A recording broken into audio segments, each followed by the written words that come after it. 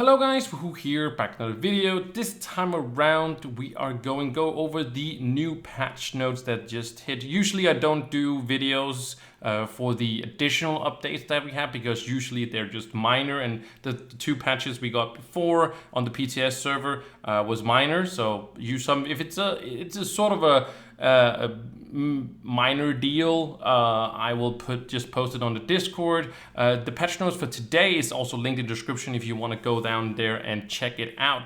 But I make this video be sort of also like a feedback to the devs, because I know sometimes they do watch these videos. So I just wanted to give my feedback also on the two additions or two things that got added. That is 5-star dungeons in the sun, the new biome, and also of course the way you're going to obtain the new dragons, because this to me is not super intuitive for newer players. Of course I will make guides for everything and stuff like that, but if people don't, realize to go on YouTube and find my video, they're probably gonna get stuck and not know where they are going to go and obtain all of these things unless they watch these videos as well. But like down the road, 2-3 years ago, whatever, might not be current that, but it's still, it's not super intuitive where you are going to get these things, and that just doesn't sit very well with me. But I explain in more detail when we of course get to the patch notes. I just want to show you guys right now that we got these 4 new dragons and how you're going to obtain them. So these of course is the eggs. Right here it says this is basically one of the easier ones, I think, but it does drop from 5-star dungeons. It doesn't say specifically what level you I think I'm not sure if the new biome spawns below. Usually they do, but at least it's 7, and that's pretty easy to come by, and there should also be 5-star dungeons in that one. So if it drops from that as well, that is fine. Nothing changes with that one. This one is the one that I said that was pretty easy, because this is just from Candoria, and of course you can just go to here and find a bunch of Candoria if you want to, but just regular farming you'll get these, which is really nice. Maybe on the easier side, it doesn't have to be that easy, but that's cool.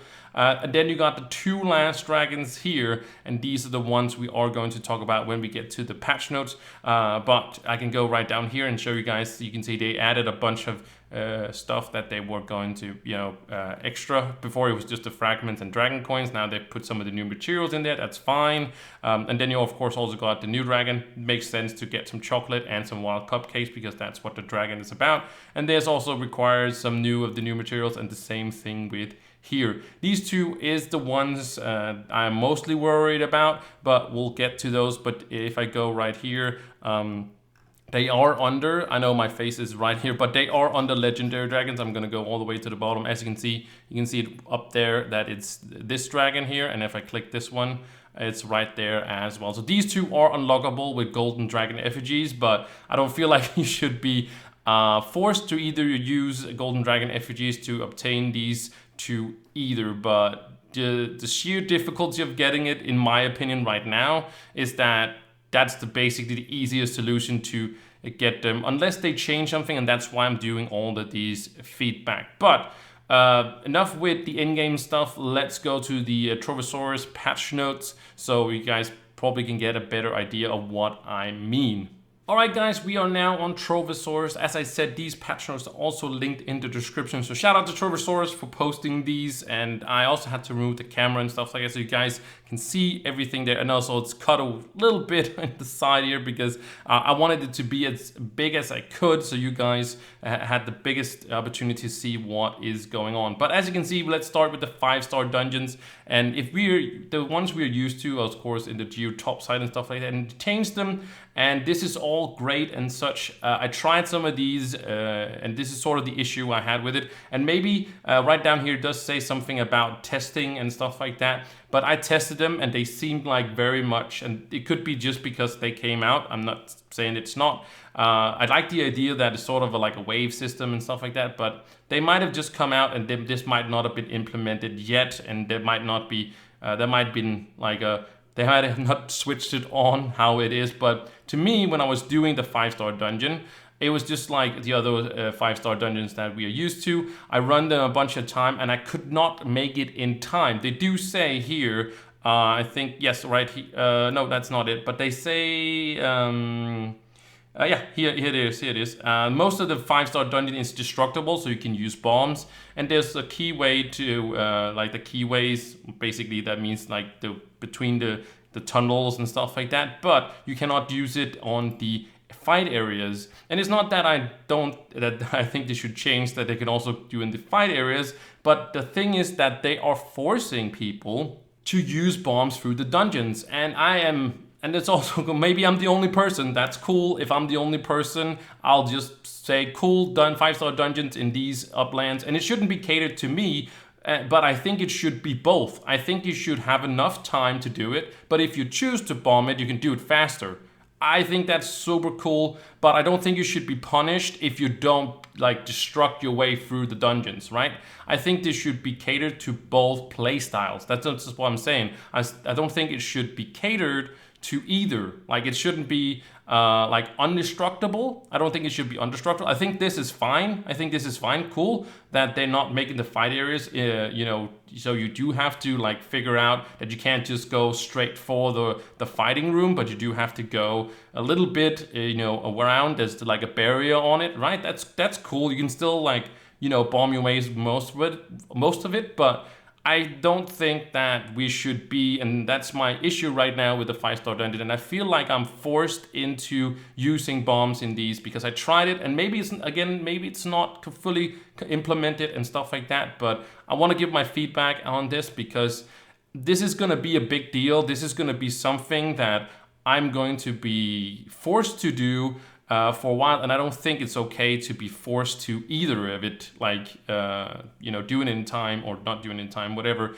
And again, like I said, if this, you know, that's the only issue I have with a 5-star dungeon. I think it's great. I think the whole concept of waves and all that stuff, and you also can get Crystal 4 gear in it, and it's super great. Everything is amazing except for it also says here players between 30 and 60 seconds to rest up between each wave. I didn't see any waves or anything like that, so I don't know how it definitely don't work right now.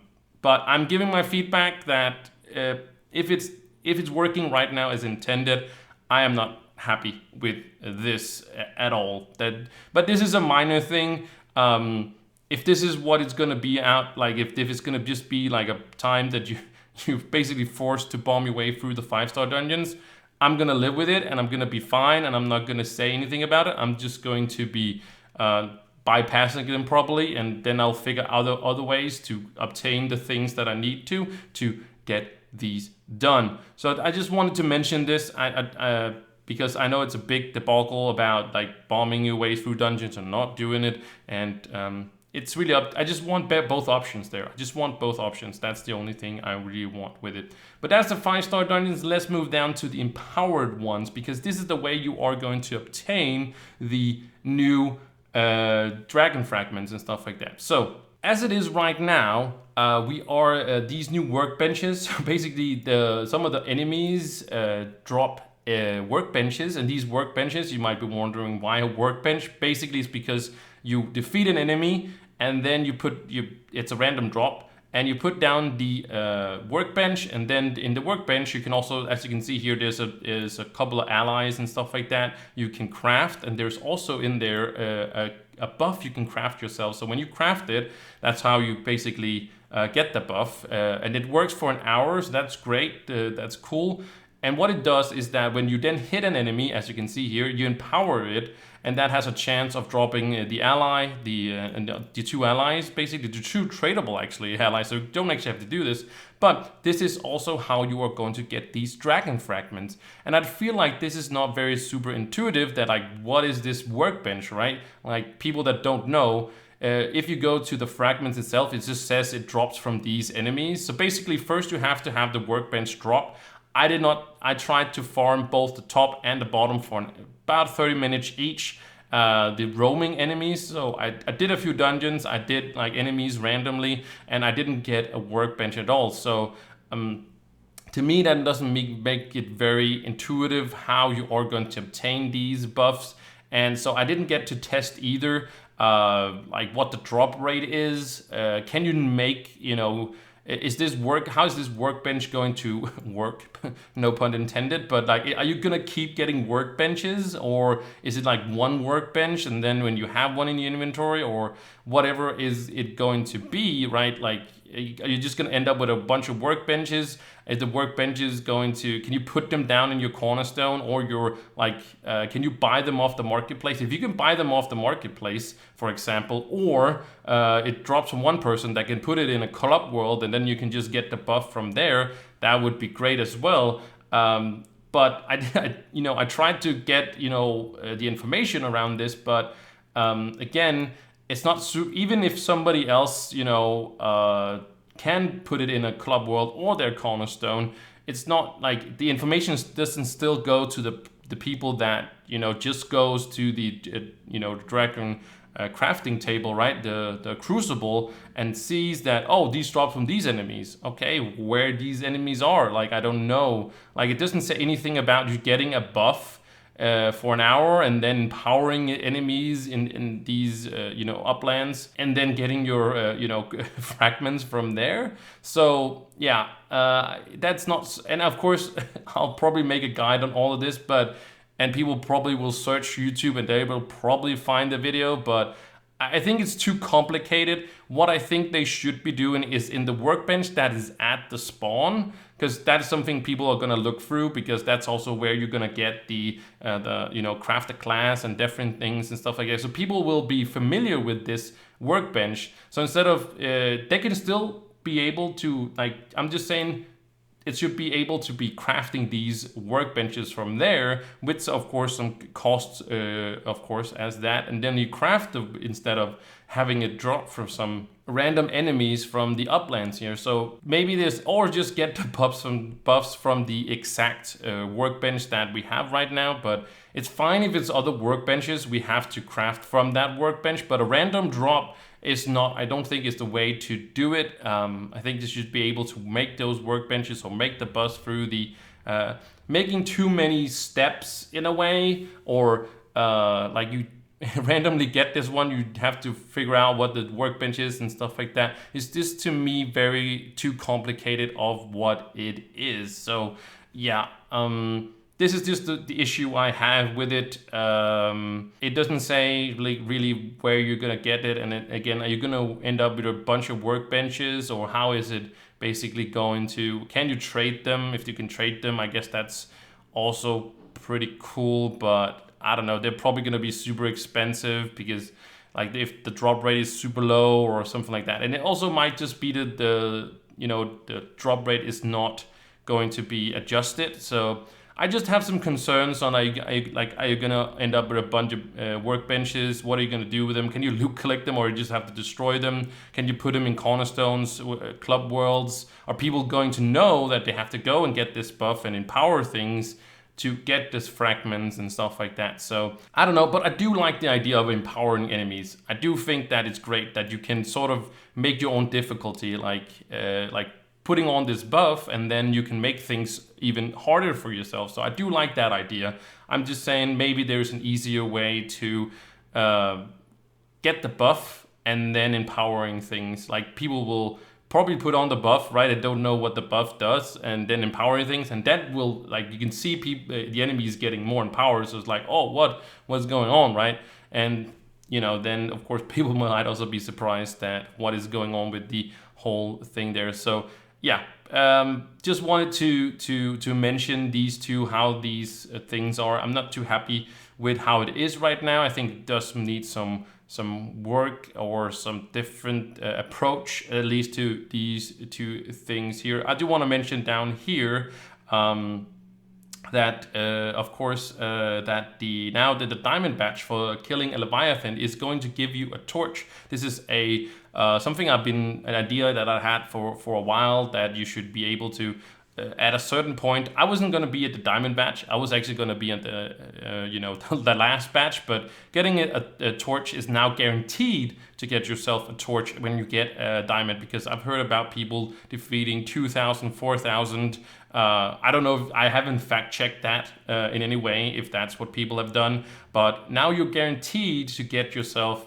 So I think it's 250. I think it's from 250 to 500. At least the last one is 500, but you are guaranteed to get yourself a permatorch from your 10 right now, and it will also be retroactive.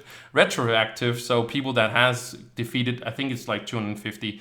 It's not 500. It's the one just below that. This is the second last batch. I can't remember how many you do have to defeat, if it's 100 or 250 or what it is.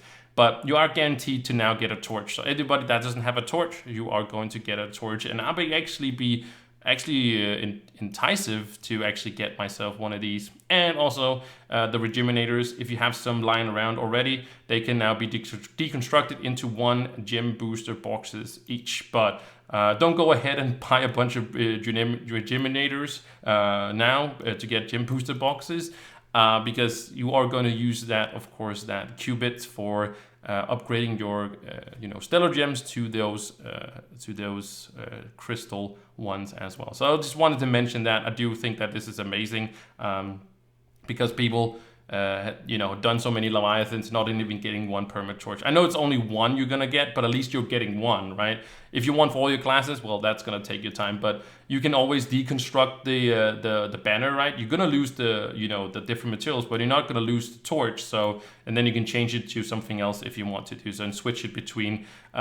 Basically, you just sort of need 2 of them, to be honest, because 1 is gonna be for magic damage and 1 for physical. It doesn't really matter too much what the other stats are. They're not super important, because it's gonna be the same. It's gonna be the same light on it, and it's gonna be the same for that. So yeah, pretty cool other than that. So yeah, I just wanted to mention this as well. So that was my feedback. I don't know if it's like too much. Oh, gotta splash into Splin United. I'm gonna remove that. Sorry if that was loud in you guys' ears as well. But that event is going on at the moment as well. But yeah, like I said, this was my feedback. Put in the comments how you guys feel about it. Hopefully, the devs will see this. I'll try to post it on Twitter as well. I feel like they've been upping their game on Twitter lately. So I'm pretty happy about that as well. So anyways, like I said, feedback. Thank you guys for watching. A lot of ranting. I'm sorry if I just talked, but I just want to make it clear how I felt about all of it. And again, shout out to Trovasaurus. You guys are awesome over there. So again, thank you guys so much for watching, and I will see you in the next one. Bye!